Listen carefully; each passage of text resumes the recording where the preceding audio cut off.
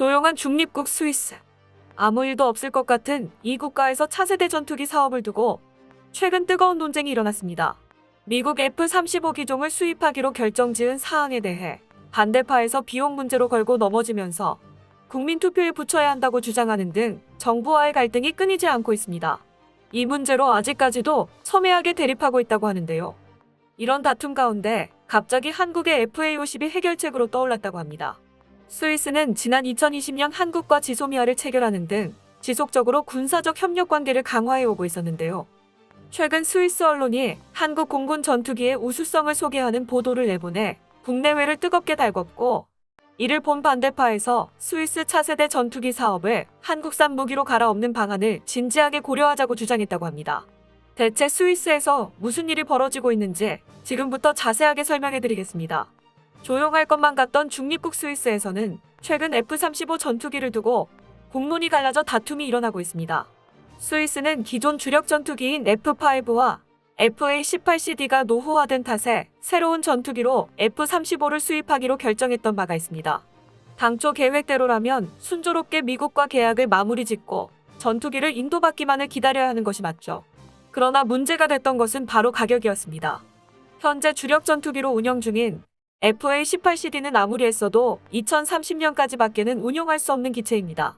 주변국들이 운영하는 전투기 기종이 하루가 다르게 강력해지는 상황에서 스위스도 국방력 증강을 위해 돈을 투자해야 하는 상황.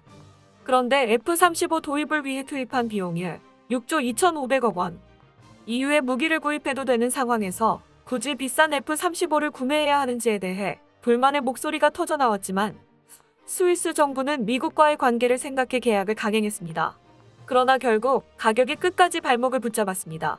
중립국인데다가 인구도 적고 최신형 전투기를 급하게 도입하는 것이 큰 의미가 없다고 생각한 반대파에서 사업의 정당성 문제를 거론하며 걸고 넘어진 것이죠. 특히 좌파 정당과 반전 단체들이 한 목소리로 사업의 부당함을 문제 삼았습니다. 프리스카 사일러그라프 사회민주당 의원은 유럽 영내에서 해결책을 찾지 않고 미국의 군사력을 의존하는 것은 옳지 않다며 반대 의견을 냈습니다. 마리오나 슐라터 녹색당 대변인도 반대 성명을 냈습니다. 스위스가 전통적으로 프랑스와 이탈리아의 합작회사인 유로삼에서 전투기를 구매했던 것과는 다른 행보였기 때문입니다. 결국 이들 반대 세력들이 나서서 국민투표를 해야 한다고 주장했는데요. 이 사업이 최종 승인을 받으려면 스위스 의회를 통과해야 했기에 정부의 계획대로 F-35를 구매하는 것은 요원한 일로 보였습니다. 현지 시간으로 8월 23일 스위스 내각 사무처는 스위스 연방정부의 미국 F-35 전투기 36대 구입과 관련 이를 국민투표에 붙이기로 결정했습니다. 국민투표로 이 문제를 논의해야 한다는 10만 명의 서명이 있었기 때문에 가능한 일이었죠. 이 결정에 여러 좌파와 반전 단체들이 올바른 결정이라는 평가를 내리며 향후 전투기 도입에 대해 신중하게 평가할 것을 요청했습니다. 그러나 스위스 정부는 이를 가만히 두고 보지 않았습니다. F-35 계약에 있어 이를 중대한 방해라 본 것인데요. 그 결과 스위스 정부가 국민투표를 무시하고 이미 결정된 F-35 도입을 강행하겠다고 밝힙니다. 여론을 등지고 무리하면서까지 그대로 추진하기로 한 이유는 바로 일정이 조금이라도 늦어질 경우 사업 자체가 어그러질 가능성이 높았고, 이미 F-35를 원하는 국가들이 줄을 서는 가운데 자칫 잘못하면 후순위로 밀릴 수 있다는 걱정이 한몫했습니다. 투표는 아무리 빨라도 내년 초에 진행될 것이고, 그렇게 되면 투표 결과를 통해 향후 방향성을 결정하더라도 수입하고 나서 현지화 과정을 거치는데 또 몇 년이 밀린다고 본 것입니다. 그럴 바에는 애초부터 결정된 사항을 변경하지 않는 것이 낫다고 본 것이죠. 국민투표 결정을 뒤엎은 스위스 정부의 결정에 많은 국민들이 분노했습니다. 민주주의 결정 과정을 훼손한 것이라고 비판하는 이들이 있는가 하면, 이 문제에 대해 스위스 의회가 올바른 결정을 해야 한다고 주장하는 이들도 생겼습니다. 사실 스위스 정부가 이러한 결정을 내리게 된 이유에는 비단 스케줄 문제만 있는 것은 아닙니다. 바로 스위스 정부의 국제 전략과도 관계가 있었는데요. 스위스의 정체성을 누가 묻는다면 스위스 국민들은 물론이고 많은 국가들이 중립국이라는 단어를 얘기할 것입니다. 작은 땅에 그것도 뚜렷한 산업도 없이 오랜 세월 독립국을 유지할 수 있었던 비결이 바로 중립국 선언이었습니다. 자국의 일에만 신경 쓰고 그 어떤 외부의 간섭에도 스위스는 중립을 유지하며 관여하지 않았습니다. 이 같은 철칙을 오래도록 지켜왔기에 다른 국가들은 스위스를 건드리지 않았죠. 스위스는 알프스와 같은 높은 산악 지형으로 둘러싸인 천혜의 요새의 털을 잡고 있고 각종 무기는 물론 잘 훈련된 군사들도 있었기에 중립을 유지할 수 있었습니다. 별일이 없었다면 앞으로도 계속해서 중립 포지션을 취할 것으로 여겨졌지만 최근 우크라이나 러시아 전쟁이 발발하자 스위스는 중립에서 벗어나는 움직임을 보였습니다. 스위스의 대통령이 국제회의에서 서방 국가들의 요구 사항인 크림반도의 우크라이나 반환을 러시아에 촉구한 것이 대표적입니다. 이그나지오 카시스 스위스 대통령은 제2회 크림 플랫폼 화상연설에서 우크라이나 영토 보전과 주권이 지켜져야 한다고 주장하며 이를 위해 크림반도를 우크라이나에게 돌려줘야 한다고 말했습니다. 최근 우크라이나는 러시아와의 전쟁에서 점령당한 기존 영토는 물론이고 2014년 강제로 병합된 크림반도까지 우크라이나가 되찾아야 한다고 주장하며 이번 전쟁의 최종 목적을 밝힌 바 있었는데요. 이에 러시아는 불쾌한 감정을 숨기지 않았습니다. 러시아는 크림반도가 본래부터 러시아의 소유였으며 러시아계 민족들도 많이 살고 있는 곳이기에 2014년 병합 때는 아무 말 없었다가 전쟁이 시작되자 말을 바꾸는 것은 문제적이라고 주장했죠. 이런 와중에 스위스의 발언은 중립국 지위를 포기하겠다는 것과 마찬가지의 선언이었습니다. 러시아와 서방 국가 사이에서 균형 외교, 중립국 가치를 지향한다면 절대 나올 수 없는 발언을 내뱉은 셈이기 때문입니다. 이뿐만 아니라 러시아 부호, 올리가르히의 비밀 자산이 들어있는 스위스 은행 계좌를 동결하면서 우크라이나 측으로 치우쳐진 태도를 보이기 시작한 것입니다. 게다가 스위스는 무기 지원까지 약속하면서 친서방 노선으로 갈아타는 모습을 보였습니다. 이제까지는 중립국 포지션을 유지했지만 이번 전쟁을 계기로 서방으로 완전히 태도를 바꾼 것입니다. 스위스 대통령의 뜻은 명확했습니다. 러시아의 편을 드는 것은 문제가 있으며 스위스는 정의의 편에 서겠다는 취지였죠. 하지만 이런 선택은 스위스에게 고민거리도 가져다 주었습니다. 러시아가 스위스를 향해 적개심을 드러냈기 때문입니다. 자칫 잘못하면 러시아가 스위스까지도 공격 대상에 포함시킬 수 있게 된 상황.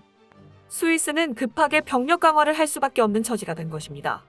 여태까지는 중립국이라는 포지션 덕분에 군비를 필요 이상으로 늘릴 필요가 없었으나 이제는 중립국 포지션을 버렸으므로 자신을 보호해야 할 필요가 생긴 것이죠.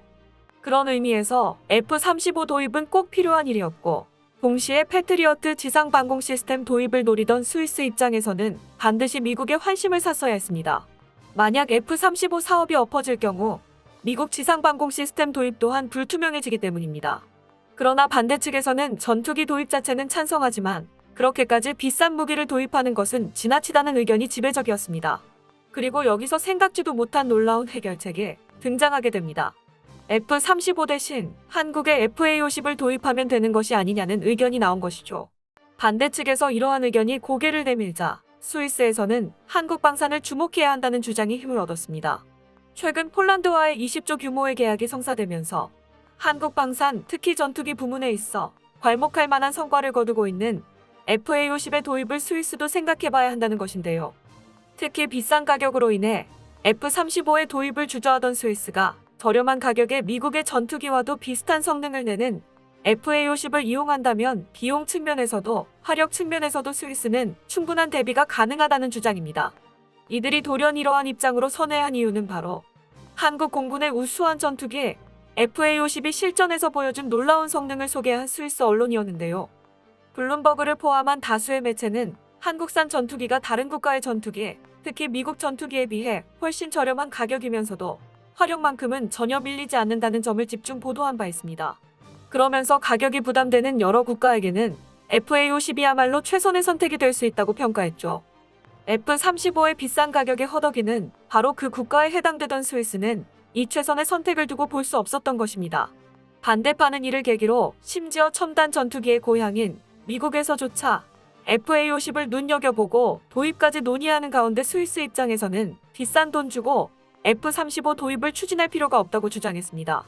이미 지난 2020년 스위스는 한국과 군사정보보호협정 지소미아를 체결해 한국과 군사적 협력을 강화하고 연합훈련을 위한 기술적 논의까지 이루어진 상태입니다.